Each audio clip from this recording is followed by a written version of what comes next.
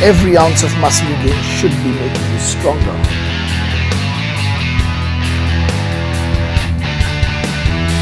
I'm Kaizzad Capadia, and this is the Neulife Masterclass of Muscle.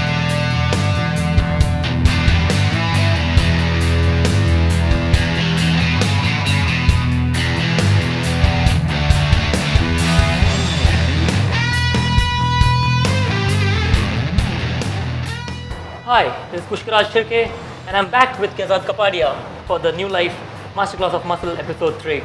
This time we will be covering the bench press. So Kaizzad, this is the third of the lifts, and what makes the bench press so important? Well, it's an anterior push to start off with, okay? And of course, one of the three lifts of the sport that we call is powerlifting, where we've already covered the squat and the deadlift.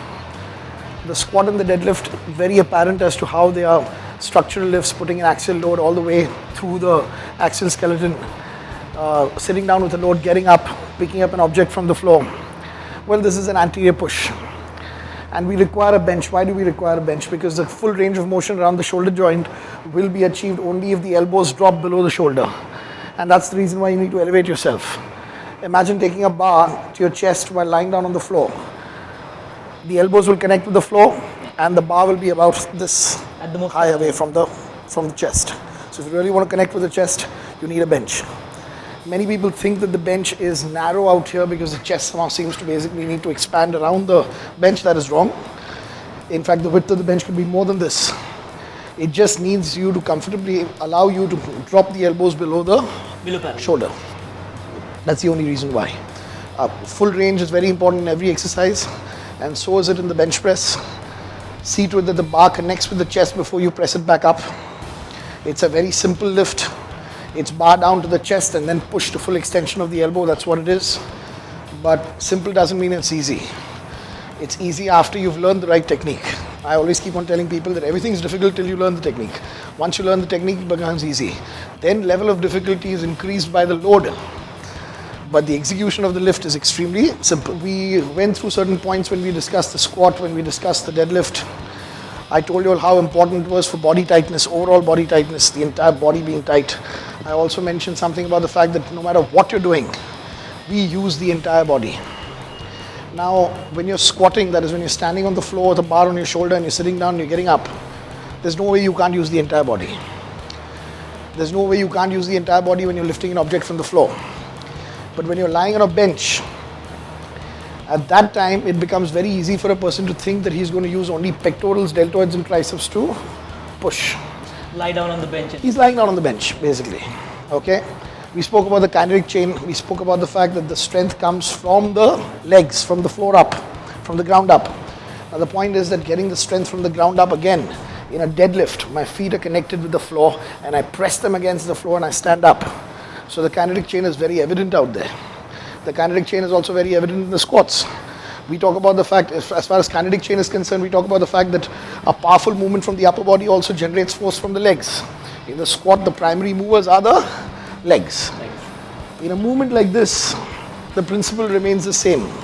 Again, when I thrust the weight up from my chest, I'm supposed to use my entire body. But how do I use my entire body? My body's lying down on the bench.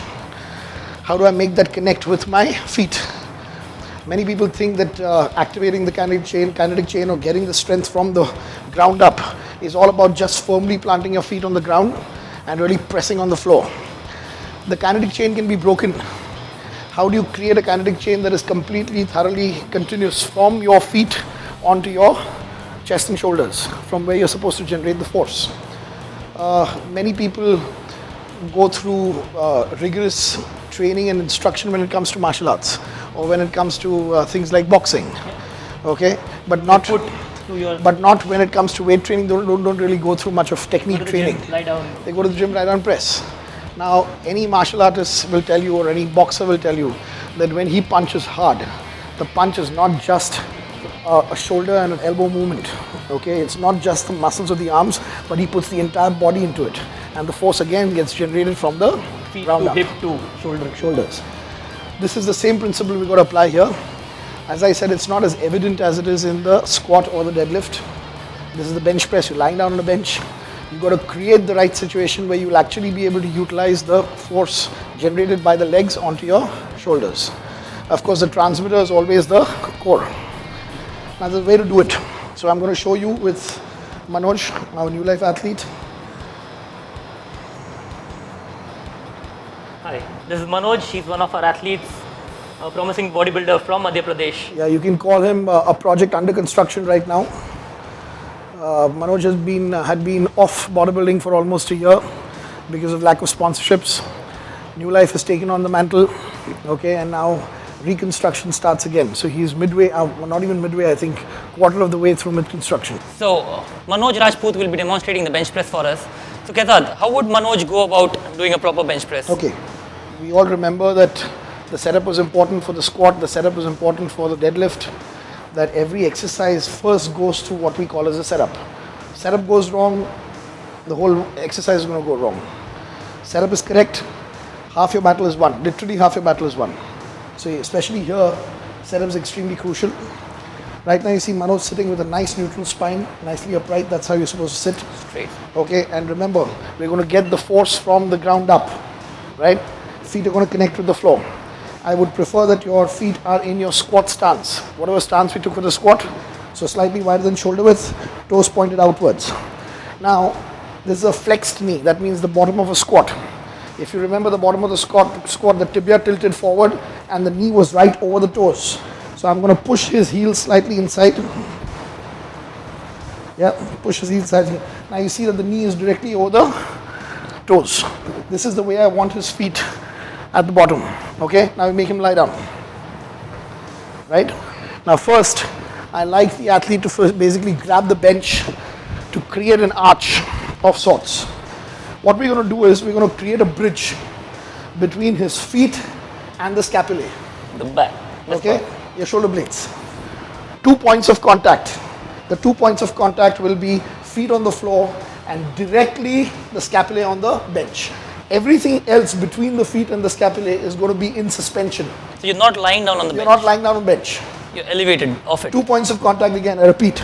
Now you see this curve. Do you see this curve forming out here? Okay, I want this curve to be continuous.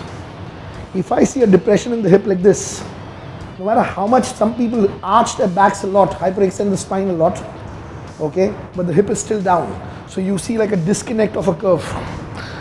That means that the kinetic chain is cut now. If you really want the legs to transmit the force onto your pectorals and your shoulders, see to it that it's a continuous curve all the way through. Now this is a continuous kinetic chain. This is where the force is being derived from the feet, going all the way through the core onto your chest and shoulders. The bench is just for support, not for rest. The bench is just supporting the scapulae. The whole body is in suspension between the feet on the floor and the scapulae. I'm showing this for the third or fourth time because it's extremely crucial to understand this is the way you use a bench in a bench press. You don't use the bench like a sofa, you don't use the bench to lie down. You basically suspend your entire body between the feet on the floor and the scapulae. The entire body in between held in suspension, held tight, taut, rigid. Now, instead of holding your body tight and taut and rigid, if you create a situation in which the body has to be tight and taut, that's even better. So what are we trying to do? Elevate the hips slightly off. Don't let the hips rest here. So the weight of the body is again on his feet and on the scapula. Automatically this entire part has to be fully and completely taut. Bridge. He's getting the power from the ground up, transmitting it through the core onto his pectorals, shoulders and triceps. And then when he pushes with his entire body, not just with pectorals, delts and triceps. Okay?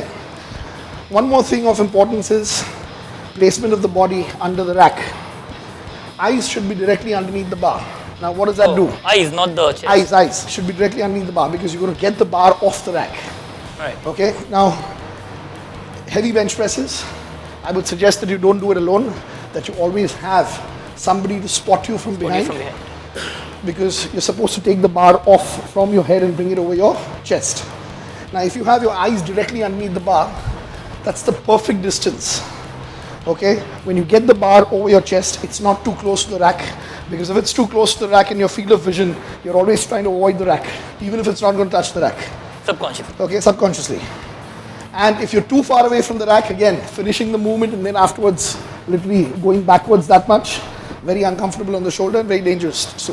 So basically the best distance to keep between the rack and your chest over which the movements would occur is if your eyes are directly underneath the bar. So that's how he's placed himself. Again, I'll remind him to keep his hip elevated, right? One more thing.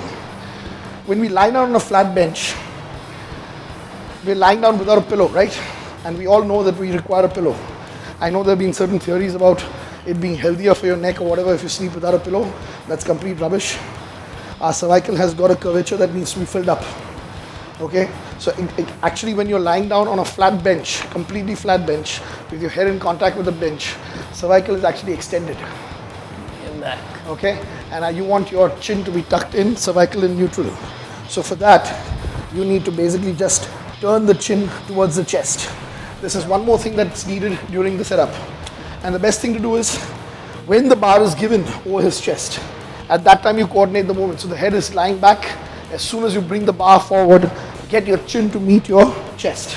Follow the bar with the eyes. Yes. And the mistake that people do is, they protract the head.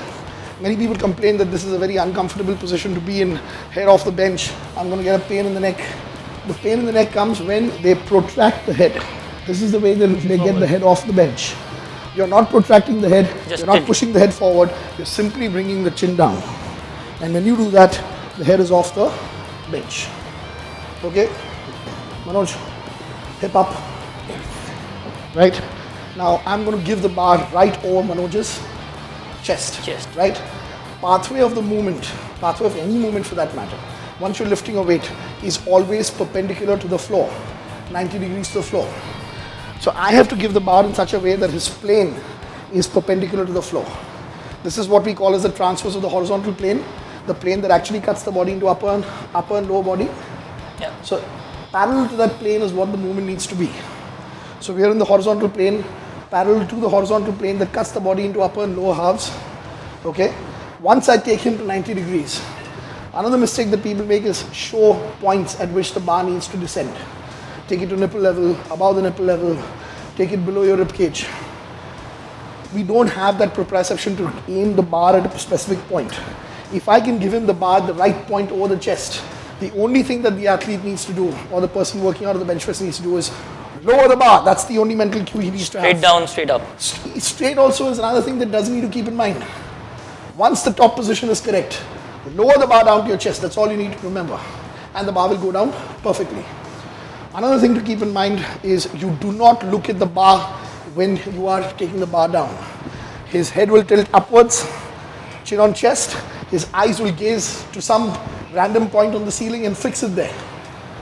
When he brings the bar down, many people follow the bar with their eyes. Following the bar with the eyes will always get the bar to waver and lose track. If you want the bar to come down straight, keep gazing at the ceiling.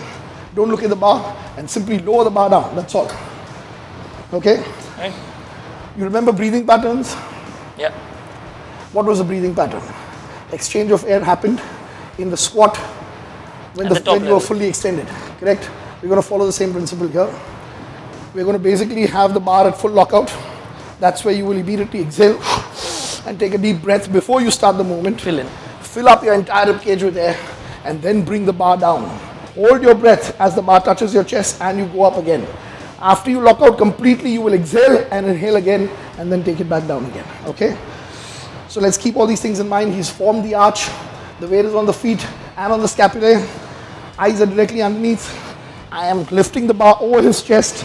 His chin is on the chest. Head is not in contact. This is where the bar needs to be. From here, he breathes. Connects with the chest and up. Again breathes. Up. Again breathes. Again breathes. Up. Okay, that's it. This was executed with the entire body. You saw a bit of a tremble going through the entire body. Quiver through the entire body. Okay, that's because the whole body is engaged in this lift. The thing is, when I make people do this with what is called as sub-maximal weights, they feel uncomfortable. They feel it's a bit too much trouble to lift this particular weight, but they need to learn how to lift sub-maximal weights the same way the body will need to lift a maximal weight. The habits need to be formed right now.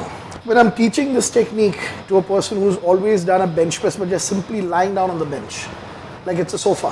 Which is what most people do. And then activating the entire lift purely by using only pectorals, deltoids and triceps, which in many cases, many fitness professionals, so to speak, or whatever, exercise experts or whatever, they seem to think that's a virtue, that you're using only pectorals, deltoids and triceps. It's not a virtue in weight training.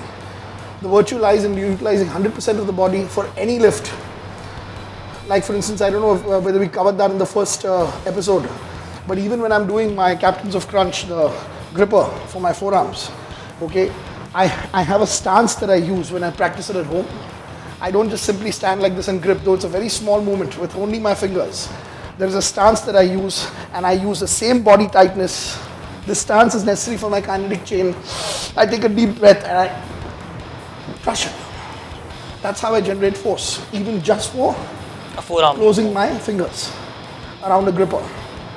So you can imagine if you're doing this, many people will say compound better than isolation. But actually, even in compound movements, they tend to isolate. What's the point of talking about compound when you want to do only pectorals, delts and triceps? That's not what the bench press is, it's a lift. Okay, so we've activated the kinetic chain. Now, I even said that form and technique is to perform better. That is to make that particular weight actually seem lighter, or rather make that weight the weight that actually is. Because when you use wrong technique, the weight actually feels heavier than it is. So to actually feel the weight as it is, you need to activate the entire body. So your lift is going to get easier. But when you're trying to teach this technique to somebody, the first thing that the person says is very awkward and very, I don't know why I'm doing it. Because it seems like a lot of trouble to lift a sub-maximal weight. Let's see. Manoj, come back here. Just lie down on the bench. Don't do anything. Lie down. Lie down. Lie down. Normally. Come up more. Come up more. That's right. Take it. Lift. Press. See this? This bar is going up the same way as it went up when I actually showed you the right technique. So without activating the kinetic chain, just using pectorals, deltoids and triceps, you can still do it. Now at this weight, taking the trouble to form that bridge, keeping the whole body in suspension between the feet and the scapulae, taking that deep breath in, holding the breath, using the Valsalva maneuver and pushing, all of that seems unnecessary. All of that seems like unnecessary added effort towards lifting.